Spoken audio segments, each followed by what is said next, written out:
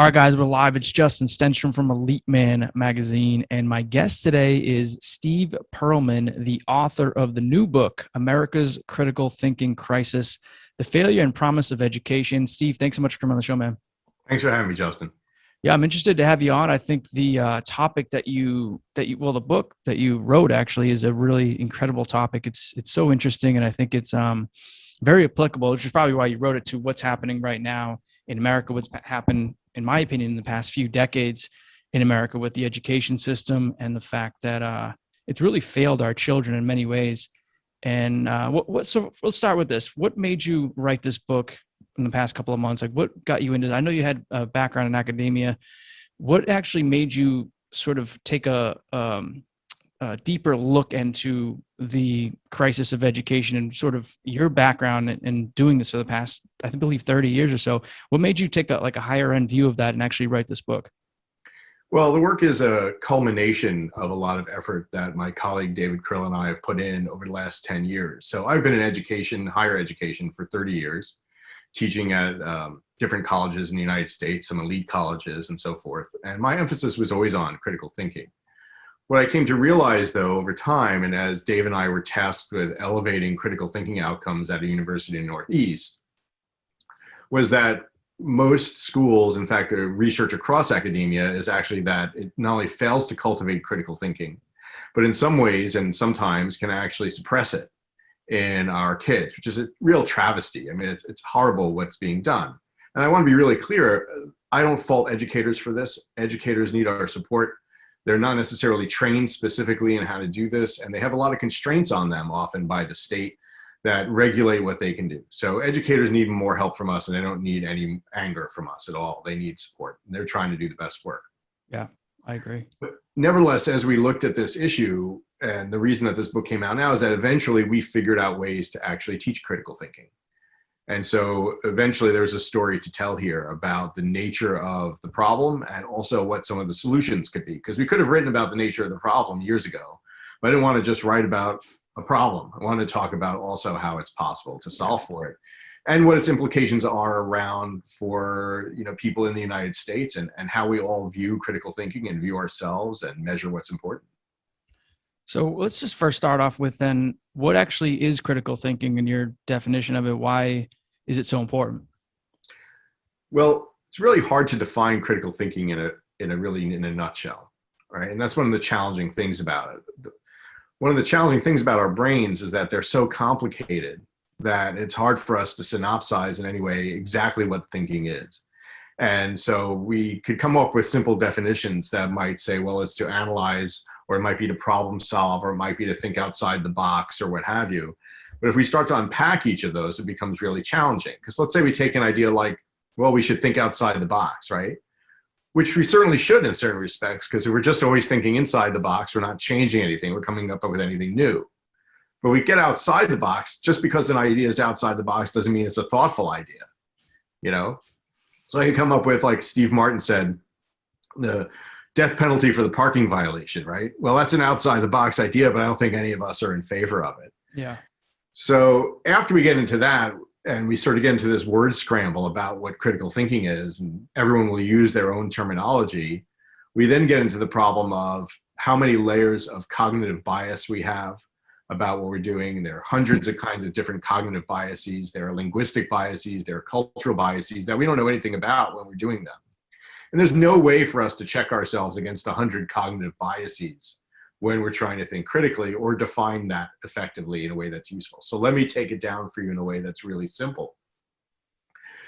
It's a little bit of an oversimplification, but what we figured out, what neurobiologists figured out by we studied evolution, studied organisms across the United States, across the world and their evolution, and how organisms got to think, and they figured out something really interesting. So essentially in all of our brains, no matter how advanced thinkers we are, so we can think a lot better than an ant, right? Or most people can. No matter how advanced we are in our thinking, the nut of critical thinking, the real root of it, comes down to a binary action in our minds, right? Which is deciding to move away from danger and deciding to move toward a reward. And that's about the simplest definition that you could get, that in some way our brains are always evaluating the world around us. They're perceiving what's going on. They're perceiving danger and reward, and they're deciding to move away from danger and move toward reward. Those organisms that are better at accomplishing that at more advanced levels are the ones that are going to dominate the world, as humanity has come to do, because we certainly have better brains than all the other creatures on the planet. So in essence, that's what we do. Now we can, after that, we can get into more highfalutin discussions of what critical thinking is and all the layers that build on that. But if you really want to think about it, that's the nutshell of the Critical Thinking Act right there. Is moving towards survival and away from danger, essentially. That's right. Cool. And how did you come up with this idea of critical thinking, and why have you critically thought about this idea for so long, being in that system where I think it's, quite honestly lacking in, huge ways in the education system? Like, a lot of people sort of have that groupthink mentality, and they sort of get, brainwashed in many ways by the ideas of the establishment and, the educate, which, you learn a lot of things from academics. I'm not saying put it all down, but you do learn a lot of great things, but you also sort of get swept up in a sort of a groupthink mentality and can't step away from all the stuff that you're being told. So how did you, as someone who was sort of a part of that for so many years, critically think about this subject and sort of be able to step away from that? It's a great question. So in my own teaching over 30 years, I always tried to emphasize critical thinking. Looking back now, I don't think I did it as well as I could have in my earlier years, now that I know a lot more about it. But eventually my colleague, Dave Krill, and I were at the criticalthinkinginitiative.org. We decided to take on the project of raising critical thinking outcomes across university. Now, that's sounds like something that would be obvious for a university to want to do. It would seem like that there's a well-trodden path to going and accomplishing something like that. But the fact of the matter is that it's almost never been done. There are very few universities that can demonstrate critical thinking growth in their students from the time they start as freshmen to the time they graduate. Or if they are showing that critical thinking improves, they're not necessarily able to connect it to education. So we can say that someone who's 22 and graduating college is thinking a little better than someone who's 18 coming into college, but we can't necessarily say that it was specifically because of the education they received in all cases. So there's that real problem. We tried to do it, and we tried to link it directly to an educational method for accomplishing that, which we did. It's really exciting. So that's why this book resulted, and that's why I'm here. It's because we actually accomplished this very rare goal of elevating critical thinking across university. And you're right that we're all steeped in our own worlds. We're all steeped in our own context. And that's true for people who go to college, and it's true for people who don't go to college. We are all embasked in some kind of context that we live in, some paradigms, right, that we have. And none of us can think outside of those very easily. It's possible, but it takes a lot of work for us and a lot of effort for us to be able to think outside of our own context. And the only way that we can do that is to be able to encounter information and ideas that exist from outside of our paradigms and outside of our context. And when we have those, to be able to have the presence of mind enough and the fairness of mind enough to know when we are evaluating that information fairly versus when we're not really thinking about that information or evaluating it fairly. And in order to do that, we need some kind of thinking process that holds us to the fire so that our emotions and our predispositions are not taking over. And that's what most people don't have, and that's what education doesn't afford us, is a direct instruction on a method of thinking such that it helps us to be more objective. No one's ever perfectly objective about our thinking process. We all have our biases, and we can't help that, but we can keep them in check if we practice, and we can do a lot better at it than most people do. Yeah. So what does that practice look like? What did you teach your students, and what are you teaching people right now to step away from that bias and be able to look at, both sides really to the problem or the solution, and figure out like what the truth is in the middle of both of that? Sure. Well, first of all, I'd say this: the formal process that we developed and we actually teach is, a much longer conversation. But the shorter answer for it that goes on here is to be able to be highly metacognitive in what we do. And what that means, a fancy term for knowing how we think when we think. We're thinking about our thinking while we're doing it is a definition of metacognition. So what we ask people to do informally is, before we take them into the training, and what the training really teaches people to do more formally, is to be aware of the thinking moves that they're making when they're making them. And so anyone who's listening to this podcast can start to do that. And what a great way to do that on a daily basis is to keep a journal and talk about any decision that you made during the day. And it could be a simple decision, like what you had for lunch that day is a decision that we made, all the way up to something really important. You know, it could be up to a life decision, getting married, a political viewpoint, or what have you. All these things can fall under it. It doesn't matter. Because again, what we're doing for any decision is the same. The process is the same. The intellectual work is the same.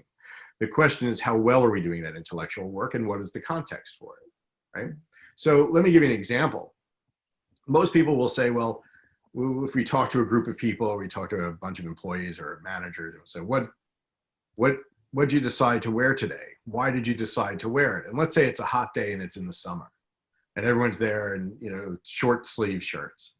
We'll say, well, how many of you considered whether or not to wear a snow jacket to work today, right? And no one will raise their hand. And we'll say, well, that's incorrect, right? Somewhere in your brain, when you went and you decided what to wear today, there was some knowledge that you did not want to wear a snow jacket, that it was too warm outside for that snow jacket. But you think so well and so unconsciously as a human being, you do this act so beautifully that you didn't realize that you thought about that. You didn't realize that was part of your process. And so what we try to get people to do through this process and this journaling is to really take out all of the things that they considered in that process and weigh them. And that means having to admit to ourselves some things. What were some of the answers I wanted to have, right? What were some of the emotions that I had in that decision? What are some of the things that might have affected this decision from the way I was raised, you know, or from my other worldviews, or from fears that I have? So you might have people who say, well, ultimately, when, you know, I didn't consider it at first, but when I really started to practice this metacognition and listing things that mattered to me in my decision making, I didn't realize that part of why I chose what to wear was fear. That I dress up really well because I'm scared that if I don't, people won't have as much respect for me. But that might not have been something they realized initially. And so over time, with a lot of iteration, people can start to realize more and more of what's affecting their thinking as they start to make decisions. What did they want the decision to look like? What did they want an outcome to be? What kind of information might have challenged their worldview and made them uncomfortable? And I avoided that information because it would have meant I was wrong about something, or I was uncomfortable about something. And as we become self-aware of all that, we're able to make better decisions. Again, that's sort of the informal version of the project. And to build on something else you said here, which is really interesting, it's often something we hear. It's not to pick on you at all. It's a good question, and it is important in a lot of senses. You said to look at both sides of things, right? And that is part of it, because a lot of times people only look at one side of things and they only follow their initial worldview. But what we try to also tell people is there are many sides to things, right? It's not just yes or no, but it's yes kind of, and yes but, and yes a little, or yes for this reason, or yes for that reason. And then we have all the no's on the other side. So to think of this as a rich matrix of factors and possible decisions instead of just being right or being wrong. And one of the things that we're always telling people, in fact, is it's better to be smart than right. Because very often we can't really know when we're right. Right's a very hard thing to achieve ever. To know what the truth is very hard to achieve, right? In most standards, we can never really know what is exactly true. We can, however, know often when we're making a smarter decision as opposed to a decision that might not be as smart. We can know when we've considered more evidence. We can know when we've been more metacognitively aware. And those things lead us to better and better decisions. But nevertheless, we're not always right as it goes forward. Yeah. And I think I've kind of forgot to ask you this, but what is the importance of, before we sort of dive more into this, and this is a fascinating topic, but what is the importance of getting this training for children, especially like younger children, and then obviously higher education, people that you have worked with, you know, the 18 to 22-year-olds, et cetera, that sort of age, and even early 20s. But what is the importance of them being able to develop this critical thinking skill later on in life? Like when they're in college, when they're in school, obviously it's important, but when they're in the real world afterwards, how much more important is it? And why is it such a big focus for you? Or was it a big focus for you too? Great question. So let's talk about why it's so important, because a lot of people will think that they have good critical thinking skills. And certainly we all do to a degree, right? Everyone can think to a degree. There's an interesting study done that what the study found out was that when it comes to making real life decisions, critical thinking is different than intelligence. That the actual skill of critical thinking has more impact on making good real life decisions than just being smart, than just having a high IQ. So we might know a lot of people who are smart people in the world, but that doesn't necessarily mean we're really trained in what it is to think critically. You might hire a lot of smart people for your organization. That doesn't really mean they're necessarily trained in what it is to think critically. Those are two different things. They overlap. Certainly we know smarter people might tend to think critically more than dumb people, right? And I don't think there are many dumb people in the world, but there are a few. But nevertheless, we might think that they make better decisions more often. And there is some overlapping there, sure, but they're not the same thing. And that's really important to establish. The second way to answer your question is this, and it's a really great question because it encompasses so much of this, which is that we know that babies, by the time they're 16 months old, start to differentiate between when someone's lying to them versus when someone's telling them the truth. At 16 months, Wow. they will look away from somebody who's fibbing to them. Now, it has to be about something that they would be able to know truth from falsity about when they're only 16 months old. So if you tell them, you know, who the president is or what have you, they're not gonna look away. They don't know what you're talking about, right? But if it's, well, you know, you say mommy's not in the room when she's standing next to you or something like that, they start to make these differentiations. So what we know is that from the time we're very young, we actually are always thinking critically. It's baked into us. And there are studies that show decision-making processes and critical thinking earlier on than 16 months, in fact. In fact, babies, when they're just out of the womb, they've tested them in the hospital after they were just delivered. We'll look at, if they show them a tablet, and the tablet's making a number of beeping sounds in a row. So it might make 8 beeping sounds in a row or 12 beeping sounds in a row. And they have also little dots on there. And they either have 12 dots for 12 beeping sounds, or they have 6 dots for 12 beeping sounds. What they know from eye contact that the babies make with these screens is that they actually show greater attention to the screen when it's the correct number of dots relative to the number of sounds. So in some way, they're making these associations. That's how smart humans are. They're already starting to make these right out of the womb, right? A day old, right? Yeah. And that's absolutely fascinating. Now, it has to be a big enough differentiation. It has to be a factor of 6 when they're first born. It gets smaller very fast. But you know, if you show them 12 or 11, they don't really quite know the difference. But if you show them 12 or 6, they'll understand the difference at that point. Still, their eyes barely work. So we have this capacity to think critically that's innate. And what I'm always saying to people is that we think our kids think more critically outside of school than in school. And this gets to the crux of your question. Why do we think more critically outside of school than in school? Well, in school, information is parsed out for us in ways that makes it very easily digestible, very easy to memorize, very easy to understand. And so in effect, what they're saying is by being a good teacher, by making information so easy to understand, except that everyone can get it and learn it, then what you're also telling us is you're doing it such that people don't even have to think about that information in order to learn it. Whereas then consider life. Life outside of school is a very complex place. Lots of wicked problems in life. From at any age, we're facing really interesting, intricate problems that have a lot of dynamics to them. Right? You put a kid in a sandbox when they're young, and there's another kid in the sandbox, and they have to negotiate who gets the toy and don't throw sand in the other kid's face and all these other things and what to play. That's a very complex, rich social situation with a lot of dynamics and desires and affects, things that are going to affect it. You know, how cold is it? Do I want to touch the sand over here? Do I want to move away from this person and toward them and so on, right? But then they go to school and it's, well, okay, now we want you to remember this particular fact. Right? Well, that's much less complex and rich to the brain. Brain doesn't find that interesting at all. And what we know is that kind of teaching, that kind of didactic instruction actually turns the brain off to a large degree, shuts it down. So from the time that kids are young, all the way through whatever education level they attain, it should be focused on cultivating their ability to deal with complexity and richness and uncertainty, rather than giving them pieces of information that they can easily embrace and remember and understand. It should be built on what's hard to understand and not coming to perfect answers rather than being taught to what's testable very easily. And I think that starts to get at where this problem is in education as well. Yeah, it's such an interesting topic, man. It really is. I have so many like follow-ups I want to jump off of from what you said, but one of the first things that came to mind earlier from when you just sort of made that comparison was, do you think there's truth to, or would you compare it to the old sort of adage of book smart versus street smart? Is there something to that that's similar to what you're talking about? Well, yes and no. All right. So book smart can be a real problem if that's all you are, right? But street smart can also be a real problem if that's all you are, right?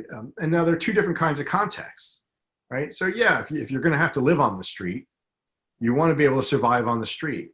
But does that mean you're really critically thinking all the time? Or does that mean you've learned a certain number of behaviors and indicators that if you react to them properly, consciously or perhaps even unconsciously, right, then you're surviving, right? Whereas in school, what's being valued potentially is book smart.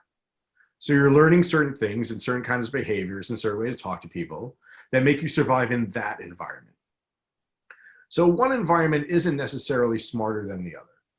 In fact, one of the things I talk about in the book is this, which is that there's tremendous research on this, which is that the way students use their brains in school a lot is not on how to pass, is not studying for the test. It's not learning the information on the test. It's how to beat the system, right? How do I say the thing that this teacher wants to hear? What did their last test look like? How do I get into this room and then, get through this course with the least work but the highest grade?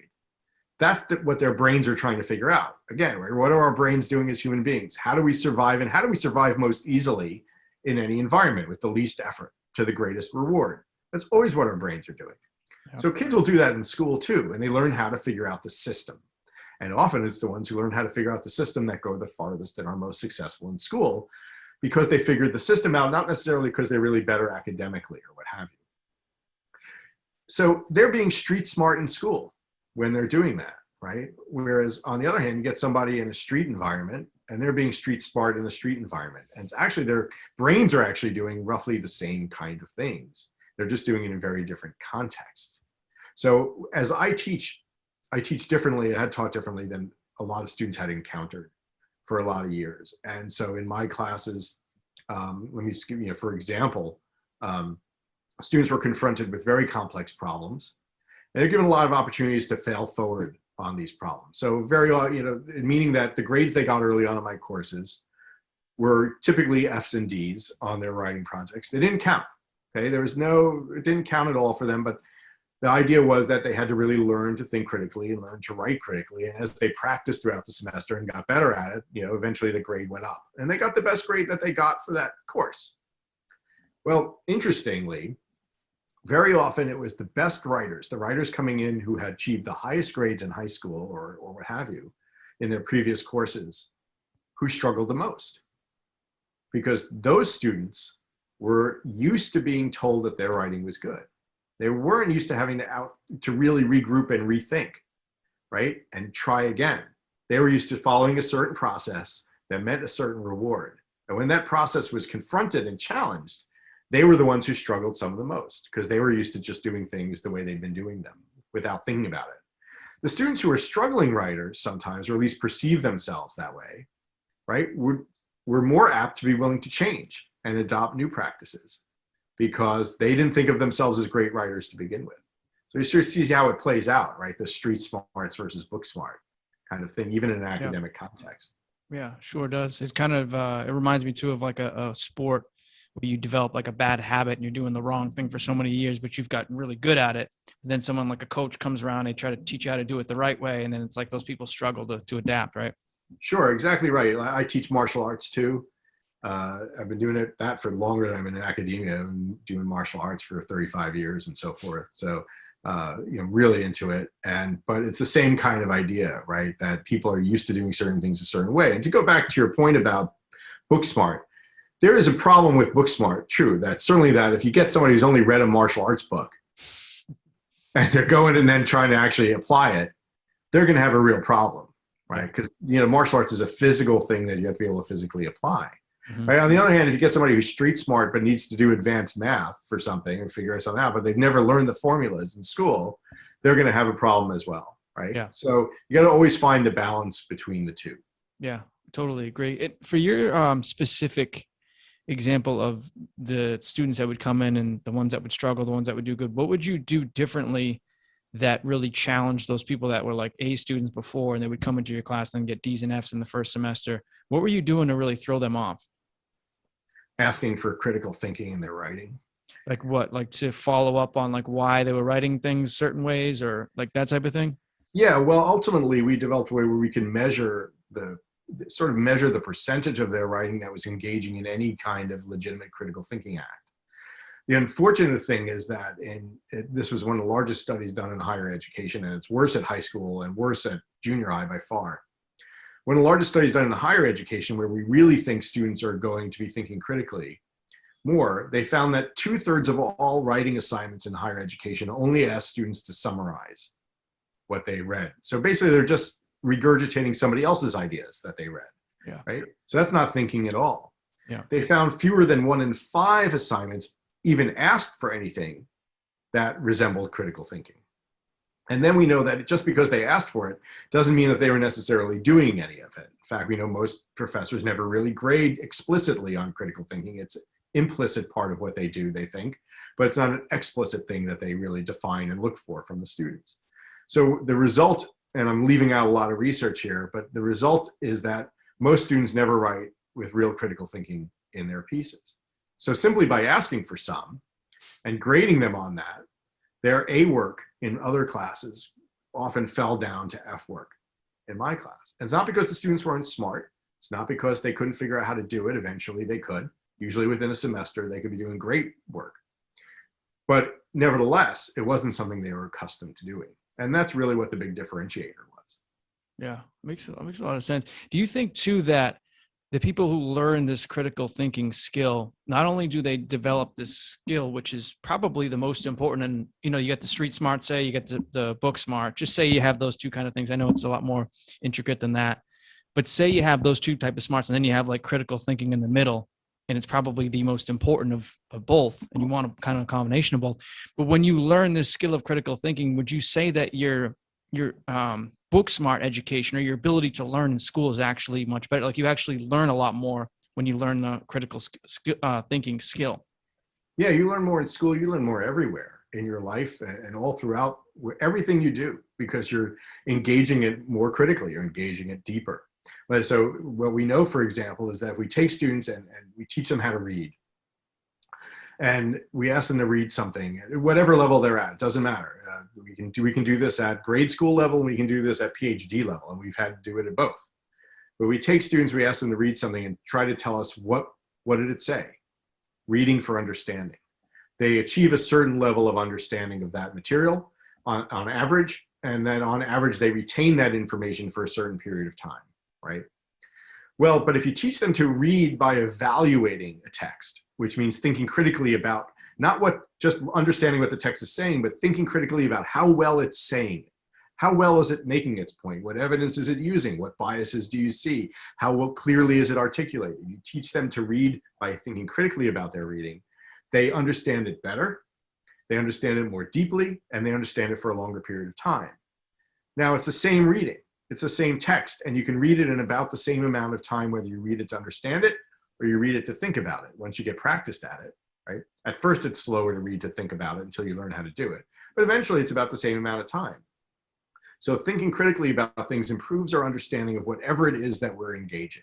If it's a written text, if it's a song, if it's what your boyfriend or girlfriend or significant other is saying, right? It doesn't really matter. The text varies, but the process doesn't change. And that's really what's so important about all of this. Yeah. So the students, so your students that came in initially that used to have A's and say B's, and the ones that were doing, D's or whatever, C's before, like the poorer students that were performing well, how did you grade them as such so that in the beginning, those A students were doing terrible, but like towards the end of it, they were doing great? Did they just automatically almost always pick up this skill of critical thinking? And why was it important for you not to actually really grade them harshly. Like you said, those grades didn't really count in the beginning, and then like flip that around later on so that they did count. At what point did you make that switch to instill in them that this is, you know, meaningful, and you do have to, you know, focus to get that A, but in the beginning, it's not really going to matter? All right, great. A lot of questions embedded in there. Yeah. So let me try to unpack them a little bit. One of the reasons that it's important that students are given the opportunity, or this could be with employees too, same kind of situations are present, is to take the stakes off the decision. What we know is that when students or people in a work environment, doesn't matter, are fearful about a decision that they're making, when they're concerned about very high standards or things being put on them immediately and making so-called a wrong decision with a penalty associated with that, then it shuts their brains off. So we have a little thing in our brain called the amygdala. It's a little part of our brain. What it does is it regulates whether we think with our prefrontal cortex, which is the part above our eyes that does all of our advanced thinking work, really ideas and so forth. Or it shuts off the amygdala, the amygdala will shut off the prefrontal cortex if we're scared, and it will turn on what's called our lower brain or reptilian brain. When that part brain gets told on, all we are in is survival mode, right? We just don't want to get eaten by the bear. So we're going to run away from the bear, we're going to hide from the bear, or what have you, but we're not able to really think straight. So if you've ever been so upset about something that you couldn't really think straight, right, and you felt like you couldn't really get your head around it, that was your amygdala turning off your prefrontal cortex and turning on your reptilian brain or your lower brain. Whether it was real or not, what was happening is that your amygdala was perceiving threat to you, okay? And when it perceives threat, it shuts off your thinking mechanism. Well, how do most students feel about school when they come across a high stakes test or high stakes paper? It's a threat, right? Because the amygdala, our brains don't really conceptualize the difference between threat as it was originally designed, which was literally to get away from the bear, or threat, which is, you know, we're going to ruin your academic career because you're going to get an F on this test, right? They're two really different kinds of threats. One's much more imminent than the other, but our brains on the whole don't make that differentiation. So it's so important, if we want people to think critically, that we remove from them threat and we turn threat into challenge. And when threat is perceived as a challenge, then our brains turn on. So you take the same stimulus, you make it a challenge, and people feel like, okay, I have an opportunity to overcome this, then the brains turn on. You make it a threatening to them, and the brains turn off. So if I want students to think critically, or we want our employees to think critically in a work environment, right? The first thing we have to do is, when we can, take the stress off of that, take the threat out of that, and make it into opportunity or challenge. That's really important. Otherwise, we're literally inhibiting their capacity to think critically as much as we might want them to do so. It's counterproductive.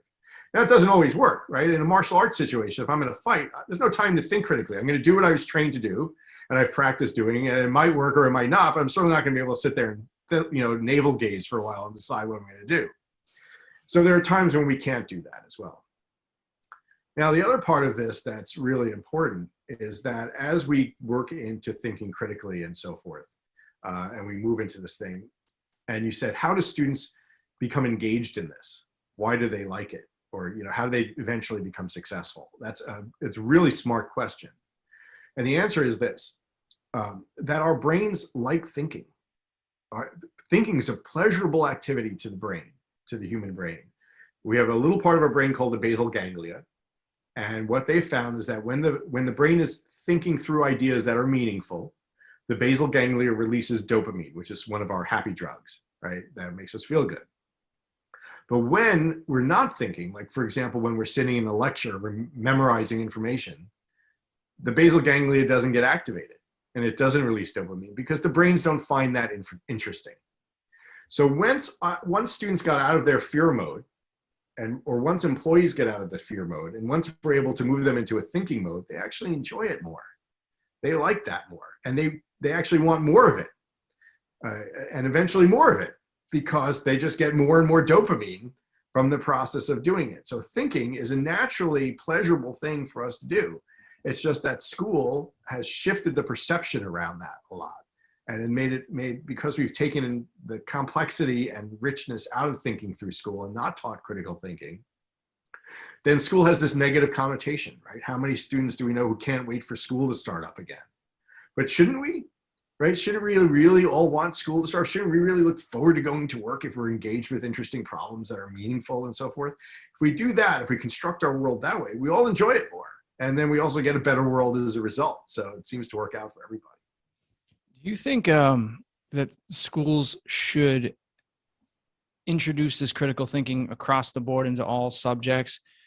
I mean, I kind of think that you do. I think the answer to that is yes, but do you think they should do that and also have an actual class by itself on critical thinking, like a critical thinking 101 class, and then, more classes after that of how to actually like perfect this or at least master this ability to critical think? Unquestionably. And there's no way that critical thinking really gets learned unless it's explicitly taught.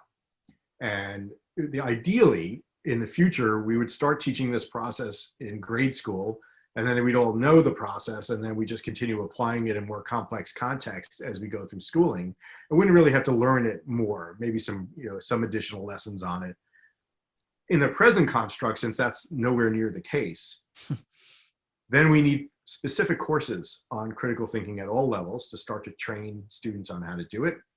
And if they're not getting in school, then we know corporations are asking for it. And some corporations are bringing people in, and one of them, right, to train people on how to think critically in their organization, because they're realizing that they're not getting it out of the educational system. Again, it doesn't mean students aren't smart necessarily, but if you can't open an issue of Forbes these days or the Wall Street Journal without seeing some corporate executive pleading for more critical thinking skills. And by the way, I want to emphasize this, because I see you have an American flag on the wall behind you back there, right? Unfortunately, America is behind a lot of the world in this. I think just about all educational systems in the world could be doing better at it. Finland's kind of career way ahead of the game, but for the most part, most of the developed countries in the world are doing better at constructing critical thinking outcomes for their students than is the United States. And so we're falling behind the world in innovation, in critical thinking and problem solving, in anticipating what the next problems are going to be on the corporate level or the societal level. And we have to do a better job in that. And we really obviously want, we obviously want the whole world to think better because we have a lot of collective problems that we have to solve. But obviously we want people in the United States and our corporations and students and people to do really well as well. Yeah. Do you think that is the biggest reason why the education system is so far behind in America? There's actually places in major cities throughout the country, but like in Baltimore, where there's not like in a whole district of like Baltimore, there's not like one student who's proficient in math or, reading, like different areas where there's whole entire cities of children in high school that can't pass like a standard math test. Do you think this is one of the biggest reasons why, though, that they're lacking this critical thinking from an early age, and then they never develop the skills to actually, like we said before, like this directly attributes to your ability to actually learn the information they're trying to teach you. If you're sitting there in a lecture all day long and the teacher's just talking, you're not going to pick up that information. You're not going to want to learn it. And, if these students have nothing else going on, then they're obviously going to struggle. But do you think this is probably the biggest reason why? Yeah, it's one of the big ones, at least. I don't know how to exactly quantify it, right? But you're certainly right on the money. It's one of the big ones. As you said, if students are just sitting there being lectured to about information that isn't really important to them, then they're not going to want to learn it necessarily. We might tell them it's important. It might be important so that they get into college and maybe get the job or career that they want. But that's a very long-term kind of thing to have to think about. So critical thinking certainly is one of the big factors here. And again, educators don't receive the kind of training they need to know how to teach it. And educators lament this to us, right? So they'll say, the Common Core is asking me to teach more critical thinking and asking me to teach analysis and do these things, but no one ever taught us how to do it. And so they want to do it and they're trying to do it, but they don't know how. And the way they were trained as teachers in this country is still predicated more on the idea of understanding information than it is on thinking critically and passing the test instead of thinking critically, right? And as long as we're in that paradigm in this country, we're going to continue to slide behind the rest of the world, which is shifting that, right? Trying to just snap their fingers and change all their higher education to focus on complex problem solving, right? Now they can do it fast and easy because it's a top-down kind of directive there, right? But nevertheless, they're still shifting what they're doing to address this problem very differently and very quickly, whereas we're not. Other problems in education that will also matter, right? There are questions of funding, funding equity, and things like that that matter certainly in education. There are cultural questions in different subcultures that matter really importantly as well. So a lot of that is a factor in what's happening here. But yeah, I think critical thinking is one of the biggest factors for sure. Well, you mentioned this earlier about the business aspect of like a lot of businesses and corporations wanting to go out and have their employees learn this skill. What how does this apply? Why is it so important for these businesses and corporations to have their employees with this skill? Like you would think in many ways, like some of them would want to have that sort of China mindset where they're like, you know, top down authoritarian, like do what I say, you know, do this, this, this, and this. Why would they want to have their workers be more critical thinking workers? Well, critical thinking can improve every aspect of the organization, improve all the decisions being made at any level of that organization. And more importantly, when the information age hit, one of the big things was how's that, and we had this availability of more information. One of the things that challenged corporations at that point was how can we use the internet and cell phones and so forth to get more data on our clients and get more data on what our competitors are doing, and get more data on what the world's going to be like, and so on, to make decisions about where we should go and so forth. Well, we're in a much different situation now. We're not in an information vacuum at all. We're overindulged in information at this point, and most corporations know this. And what they're telling us, this isn't me telling you, this is them telling us, is that they have more data than they've ever had in the world before. What they don't have are people who can make sense of that data, right? Or use it in the most effective way. What they need are people who not only can work with the data they have, but can figure out what is the next question that needs to be asked. Because no data inherently tells you what is the next question that needs to be asked. You know, what is the world going to look like in 10 years? What's the next problem we're going to face? What's a problem we're going to face in 5 years? What's a problem we're going to face in 10? What's a problem we're going to face in 20? How do we start solving for the 20-year problems now, right? And by the way, which is how China thinks, right? They think 50 years out or 100 years out. It's a very old society. So that, you know, decade doesn't mean so much to them necessarily. But, you know, corporations, things are shifting so quickly. The world is changing so fast. And they're realizing that they have all this information, they don't know what to do with it. They don't know how to use it in such a way that advances their organization better, right? And that's at every level of that organization. You know, and that's why the critical thinking becomes so important. What are the problems? Not only what are the problems we're facing now and how do we solve them, and how do we tell a good solution from a bad solution, right? Or a more effective solution from a less effective solution, from a non-solution, right? But what's the next problem and the problem after that? So we don't have to face them when we get to them, we can solve for them now, right? And as we solve for problems now that we're gonna face, we start solving for longer and longer term problems, which takes the load off of us in the short term. Gotcha. What about parents and having kids? How can they teach their kids? Because we talked about the schooling and teachers and kind of what they can do. But what about parents trying to teach their kids how to have this valuable skill? Great, I love it. So there are lots of things parents can do.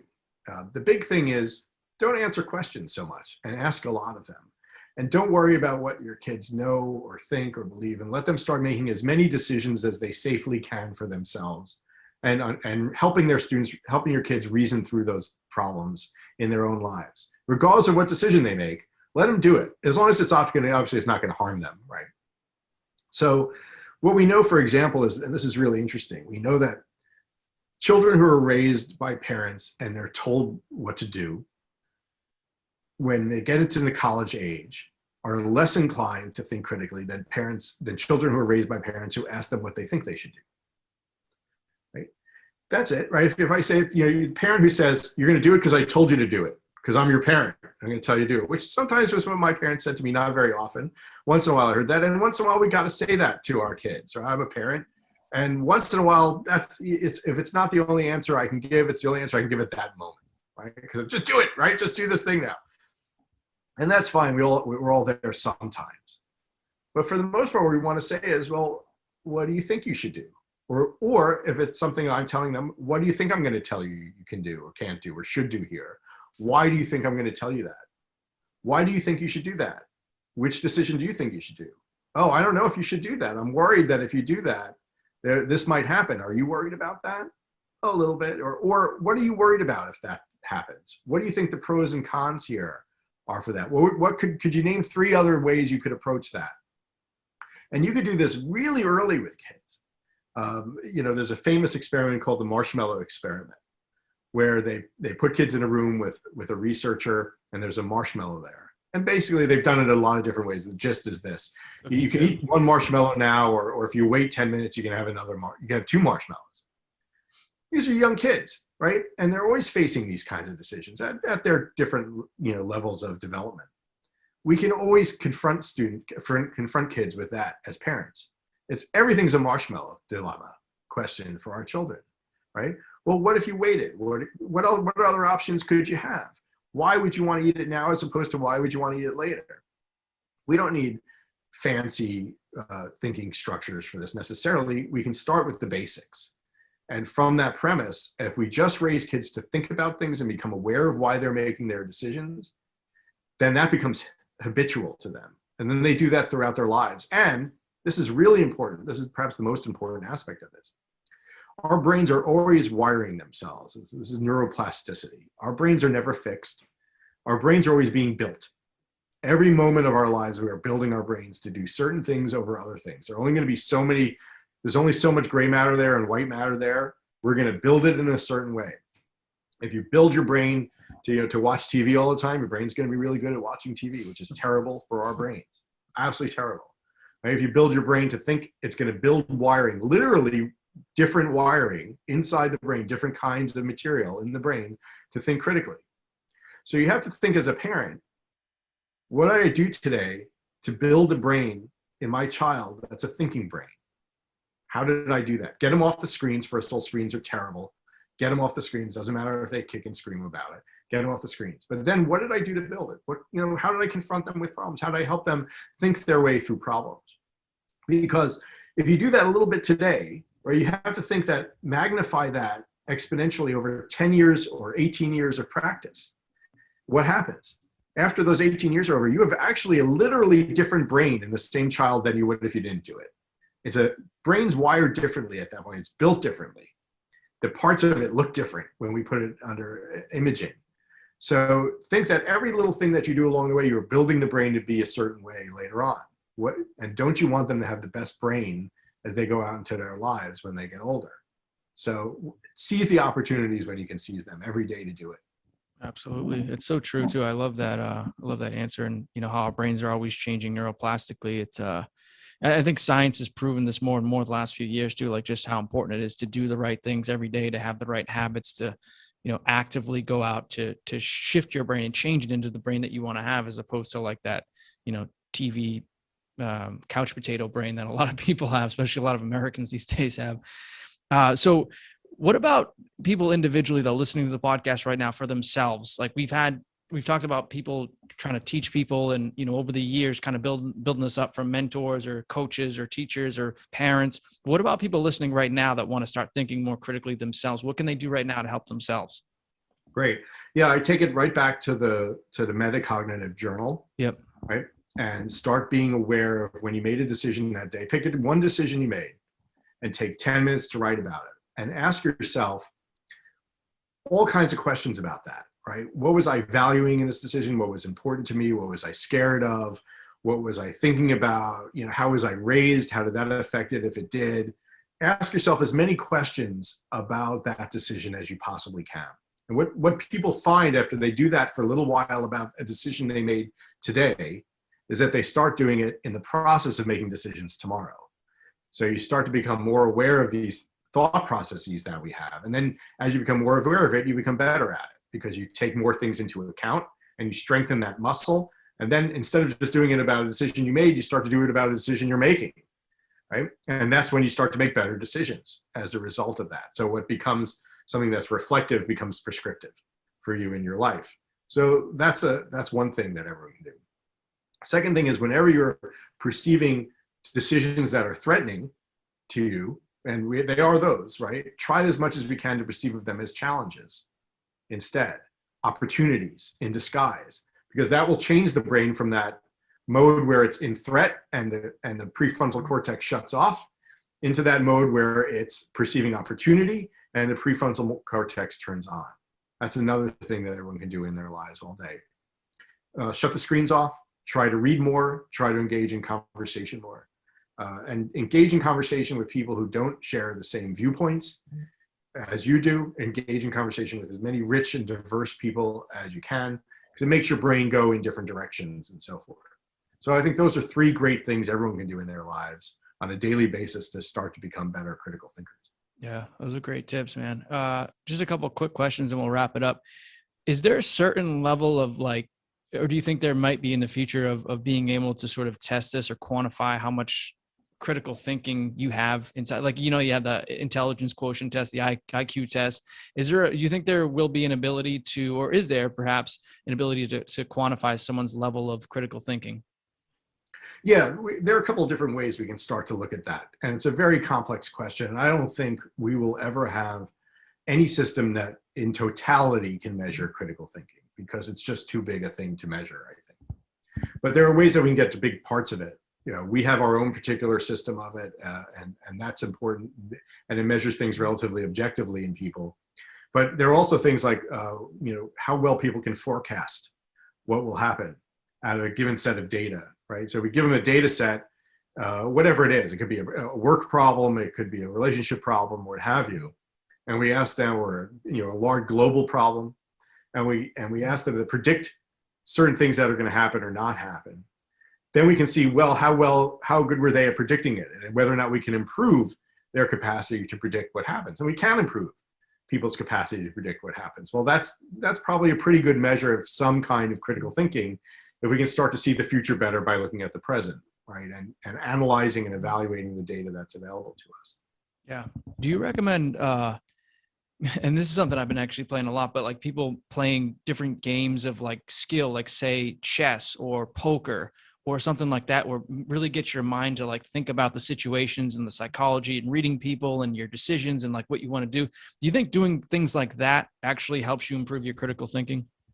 Anytime, those are great examples. Anytime we're confronting the brain with a complex problem or a wicked problem, a rich problem, especially when the stakes aren't too high, where it's a poker game could be great, provided that you're not losing your house, right?